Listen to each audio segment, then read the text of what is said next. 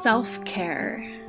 It's such a deep, layered word, and for me, it's really become the process of getting to know yourself, showing up for yourself over and over again.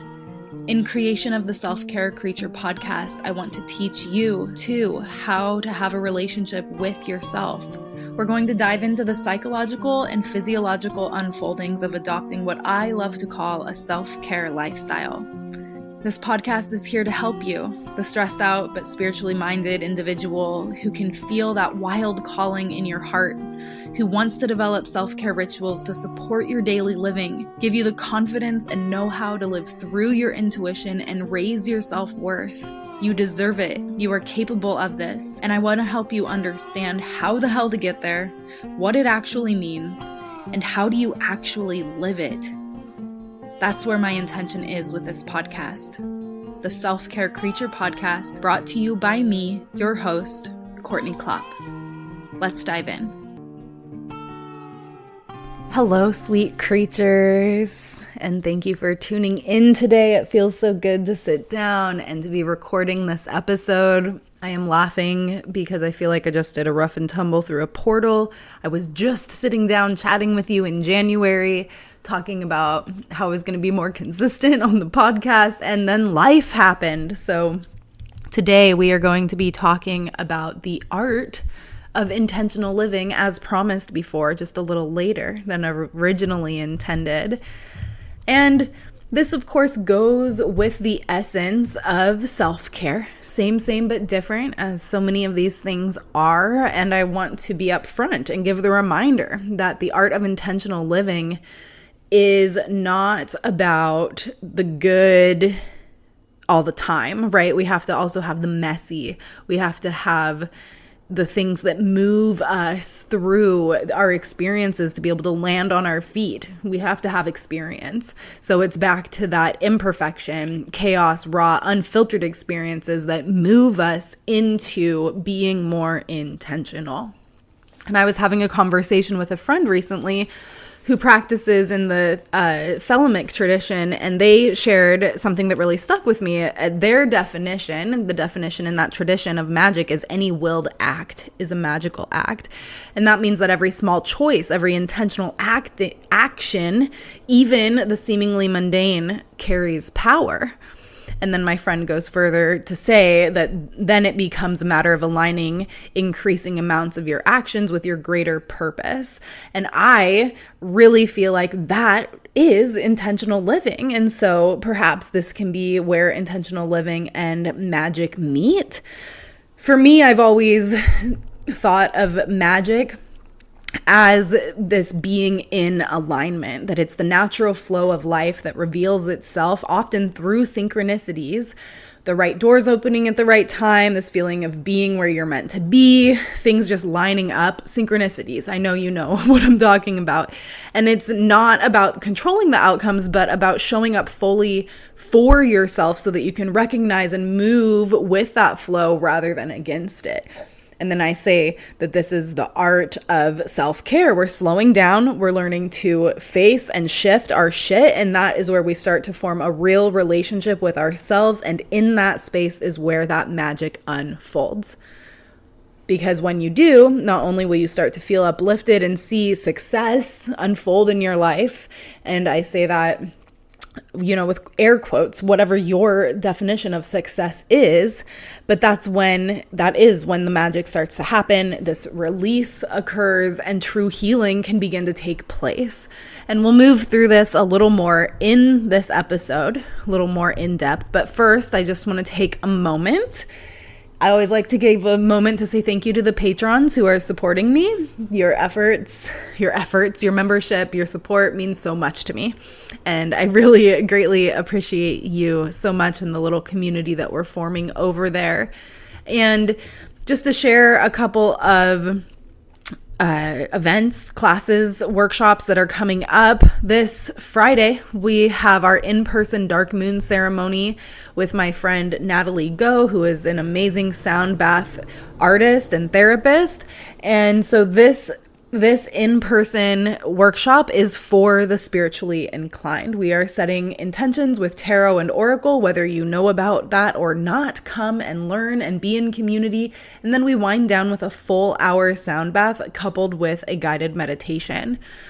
I'm also teaching a new class on March 1st, which I'm really excited about. It's at the location of the part-time job that I have at the antique and arts space. So come and check it out.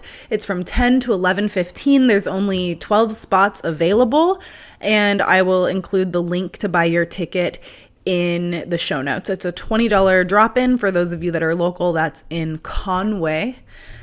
And we also have the creature check-in coming up on March 5th that shortly follows that. That is an online check-in space that we have together on Patreon. And this year we're building a kind of self-care advent calendar. So I personally am just feeling really nourished and excited about that. I've recently really fallen in love with letter writing, coming back to it. I've always been a person that writes letters. I have people tell me all the time, do you remember when you wrote me this letter? Or showing me letters that I wrote. I guess letters are my love language in a way. And so they're also kind of, I think, like a time travel tool along with photography.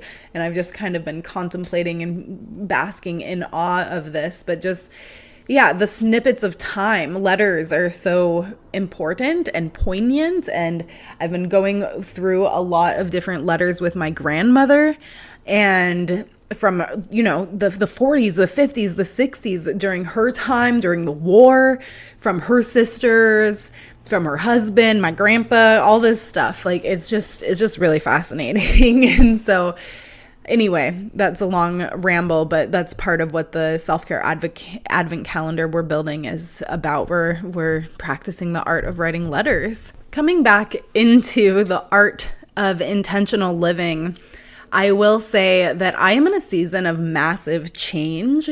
Right after I recorded the last episode, I made the decision with my family, my grandma and myself, that I was going to move. And so I just went through a huge move. I've boiled it down to a comfort and convenience move for both my grandmother and I, which is really sweet.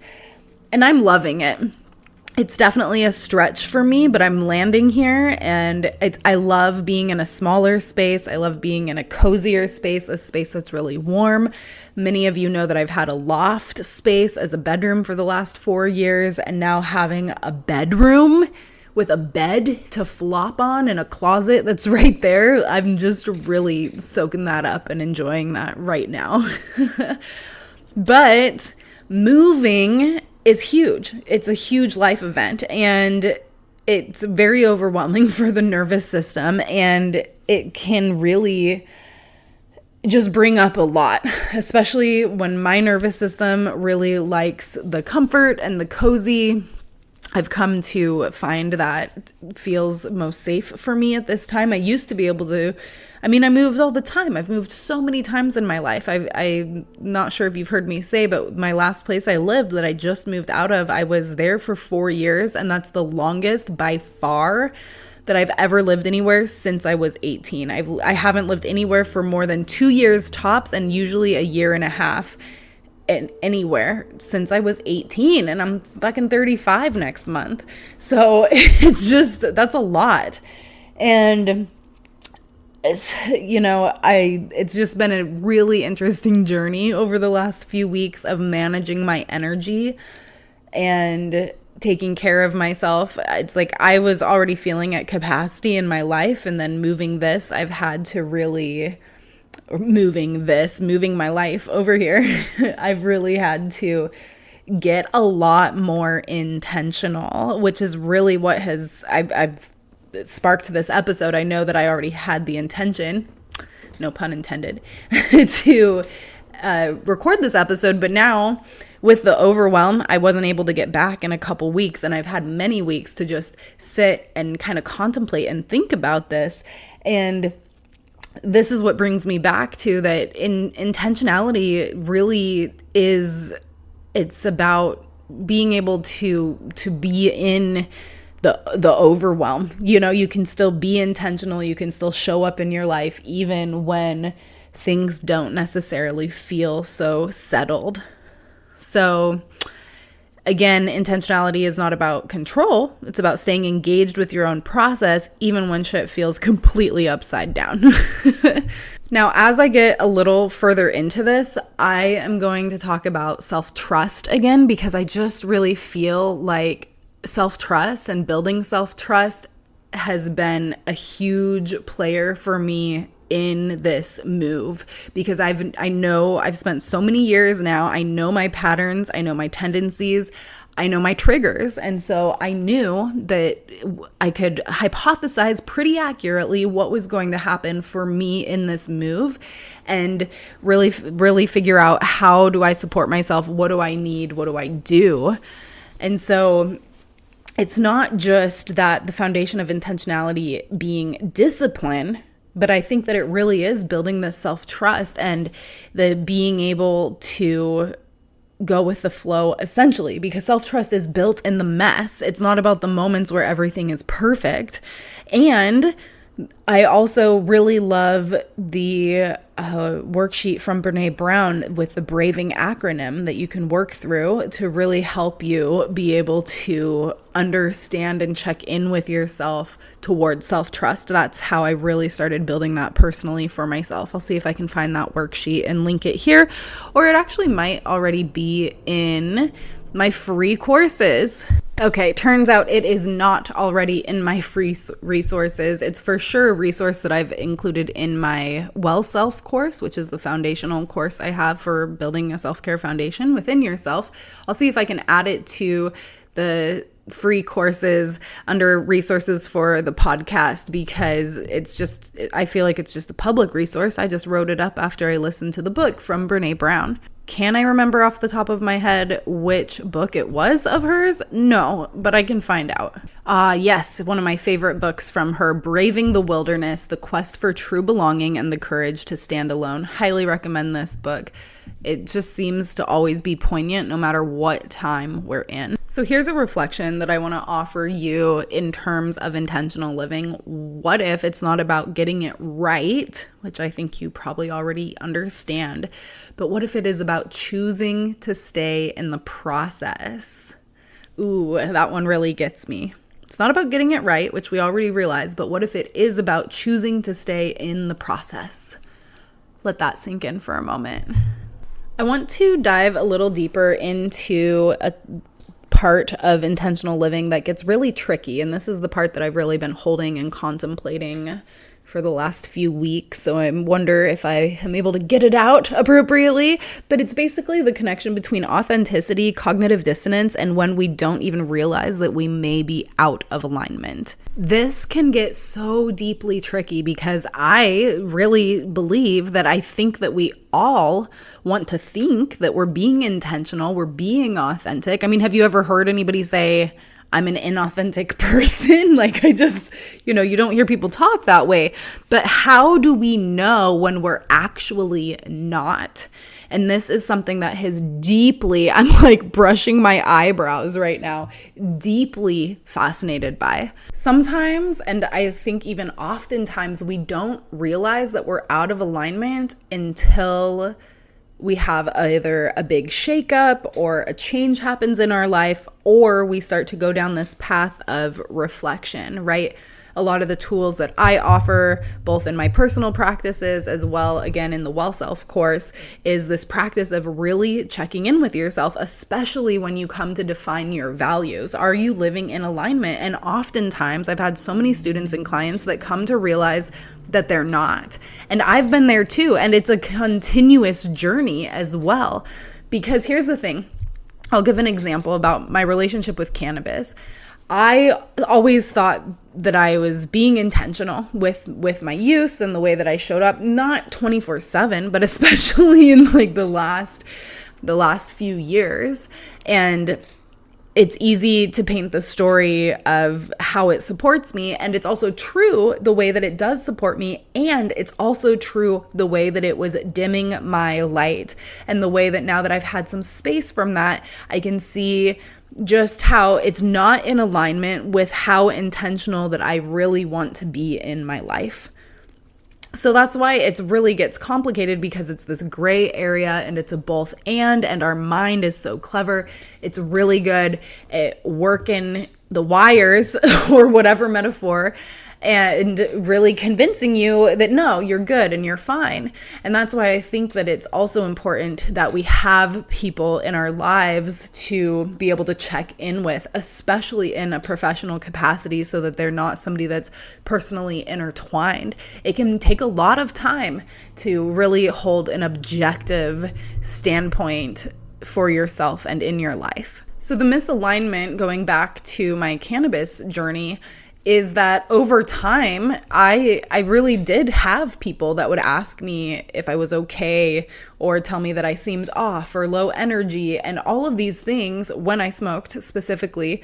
And all of these things were really a mirror to my own misalignment. But in the moment, I just shrugged it off, didn't think twice about it. I literally was not in a place where I could hear it, nor did I want to. That's what I was choosing at the time.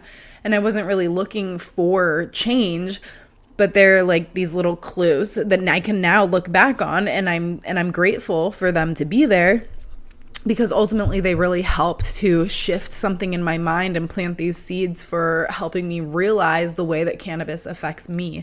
And of course, this is just me giving an example and sharing my own journey. And I know I've shared it somewhere here in my work and probably on the podcast, talking about authenticity, but I think authenticity and intentional living go hand in hand. And I just want to remind us that according to the physician Gabor Mate, he describes authenticity as our ability to know what we feel. First, you have to know what your emotions are. That's a learning process of its own. And then trusting our own inner experience, which means we have to build that trust and then communicate it honestly in the world. And we have to learn how to communicate. And communication is complicated as fuck. But many of us lose this ability early in life because we adapt to external expectations instead of honoring our true needs. We have to in order to survive. It's the authenticity versus belonging, and we drop our authenticity as children with our caregivers and in our surroundings to be able to feel like we belong. And that's where we begin to adapt. That's where we form patterns and habits and all of these beliefs in life. And it can create a split. It can create a cognitive dissonance between who we really are and how we show up in the world in adulthood. So I have some reflections for you that you can check in with yourself, and it might be uncomfortable. Just see how these land and how it feels. Where in your life do you have any idea at all in your life where you think you're being intentional, but if you really check in, you might be fooling yourself? And it doesn't mean that you have to change right now or anything. The first key to change is noticing. If we want to change anything, first we have to notice and be honest with ourselves. And so I'm just wondering, do you have a moment or a place in your life where you can notice where you might be fooling yourself? Call yourself in a little bit, just get a little honest. And there's a difference between honesty and judgment, okay? It's one thing to be honest with ourselves, and it's another to bully ourselves into thinking that we need to be different. And when we start to see where we might be fooling ourselves, the instinct for many of us may be to react with self-judgment. The guilt, the shame, the frustration, even the self-criticism starts to come up. But it is the self-awareness is not an invitation to self-punish. The self-awareness is not an invitation to self-punish. This is where self-acceptance truly becomes crucial. And instead of using honesty as a weapon against ourselves, there's an opportunity here to be able to build that bridge towards deeper understanding and self-compassion. And seeing where we are out of alignment isn't about the harsh self-correction either. Definitely don't want to be on that pendulum swing here, but it's about creating to grow creating space to grow in a way that feels supportive, sustainable, and true for you. Now, in my own work, self-acceptance is truly the foundation, and we could split hairs all day long. Intentional living, authenticity, self-care, self-acceptance, all one and the same. Self-acceptance is at the foundation. All of this, my work is foundational. I want you to be able to build a foundation within yourself that doesn't shake, doesn't crumble when it's shook. You can shake up all you want, but I don't want you falling apart. And that's what this is all about. And so I'll say that again, in my own work, self-acceptance really is at the foundation of everything. And it's not about forcing ourselves to be someone different. It's about getting curious about why we do what we do, learning how to be gentle with ourselves as we explore these new ways of being and discover these things about ourselves, even the things that we don't like, and stay committed to living intentionally. And that means in alignment with the things that we truly need. And so when you notice that you might be fooling yourself, take a pause, take a breath, and instead of jumping to, I need to fix this, or whatever other bullying things might come up, maybe try gently asking yourself, what might this be trying to protect me from? What part of me still needs understanding? How might this be serving me? How can I hold space for myself without judgment? So when we move from self-judgment towards self-acceptance, this is where we stop making personal growth a punishment and start making it a practice. And that practice deepens our self-trust. Do you see how this is all connecting here? I would definitely be curious to know how this all lands. I can only guess. I have a little inkling that there might be one thing that comes up in your mind when I talk about living intentionally or being in alignment, and inviting yourself to check in with maybe what isn't in alignment.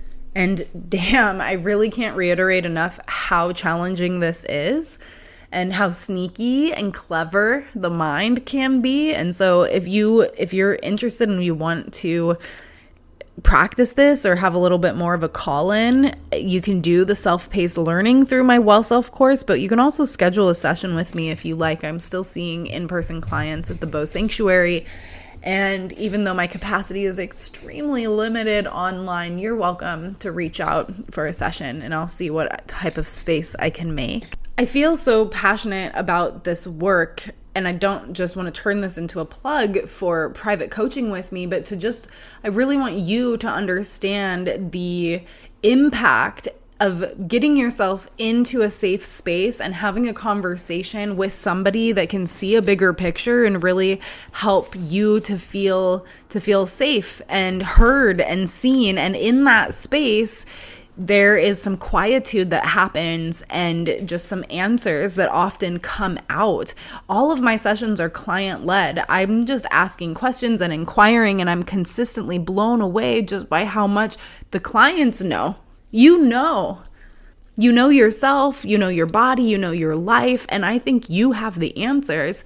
But when you're caught up in the busyness of your everyday life, the go, it's really, really challenging to truly find that space to be able to slow down in ways to really ask ourselves and check in with ourselves in some of these deeper ways. And that's truly why people come to me, is to be able to come back to themselves and start finding these practices and these tools that really help them to navigate that and to start forming an actual new path way towards that. And I do believe that it all comes back to this intentional living.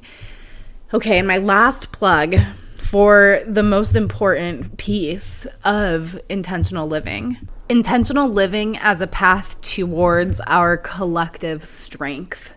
Because at the heart of intentional living, it's not just about knowing yourself, but it's knowing how to be a better or different community member.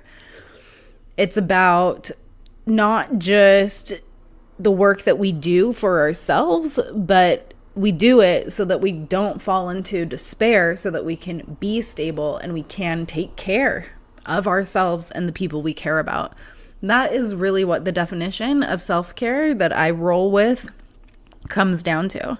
This is never just about you. And I love to give this reminder. And it's especially really important right now, because it doesn't mean that we won't have the days that we completely fall apart. Of course we will. But the goal, again, it's not to never struggle. It's about building enough internal steadiness, building up your resilience so that you don't get rocked so hard that your identity crumbles and you lose your ability to think critically, to show up, and to move forward in the ways that matter. Honestly, I think that's what the larger powers that be would want from us. They want you to feel distraught, to be burnt out, to be so consumed by the chaos that you stop showing up altogether, and that we lose our time, our energy, and our attention, which is our most precious resources, to the distractions that keep us from being present in our lives and connected to one another. So limit your social media. Find the news outlets that bring you some nourishing information, and if possible, find what's important to you and turn it off when you need to, because you cannot let it happen. We cannot let this happen. Do not let despair nestle into your heart. You've got to find those reservoirs of hope.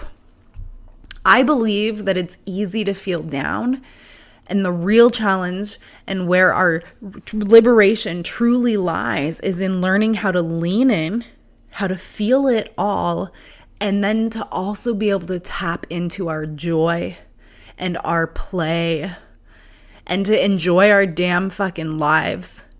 Even in spite of everything else going on, life is filled with this both and we are capable of it. That's resilience, that's intention, and that's what will carry us through. This reminds me of a poem that I wrote that I want to share with you and leave you with today.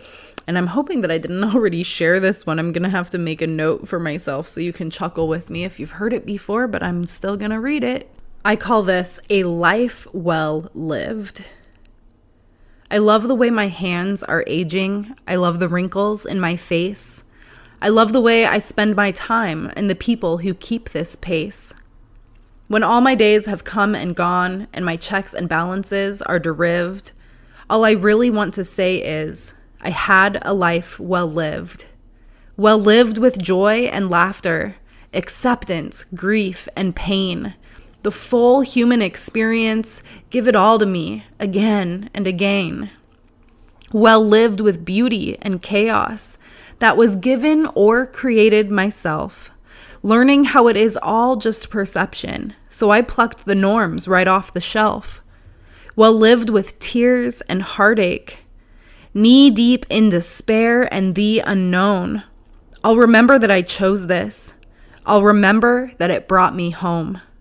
In my final waking hour, as my being prepares to sieve, all I really want to say is, I had a life well lived. Creatures, human creatures, thank you so much for tuning in and listening today. I want to announce that I may be taking a small break from the podcast for a little bit. I need to give myself this permission. As I have stated several times, and many of you know, my schedule is just at capacity right now. I felt so grateful, and I do feel grateful, not past tense.